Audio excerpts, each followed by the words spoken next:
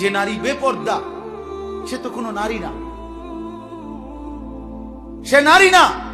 আল মারআতু আওরাতুন, রাসূলুল্লাহ সাল্লাল্লাহু আলাইহি ওয়াসাল্লাম এক শব্দ বলছে। নারী বলে কাকে? আওরাতুন। অনেক ওলামায়ে কেরাম আছে, আপনি জিজ্ঞাসা করেন, যে নিজেকে আড়ালে রাখে, যে নিজেকে গোপনে রাখে, যে নিজেকে লুকিয়ে রাখে, রাসূলুল্লাহ সাল্লাল্লাহু আলাইহি ওয়াসাল্লাম বলছেন তাকেই নারী বলে। আল মারআতু আওরাতুন, আওরাত, আওরাত মানে আড়ালের বস্তু, গোপন বস্তু।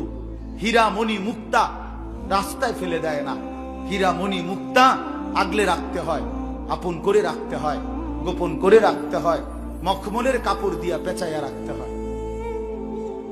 নারী হীরামণি মুক্তা, নারী রাস্তার পাথর না, নারী পিচ ঢালা পাথর নয়, মুক্তার চাইতেও দাম।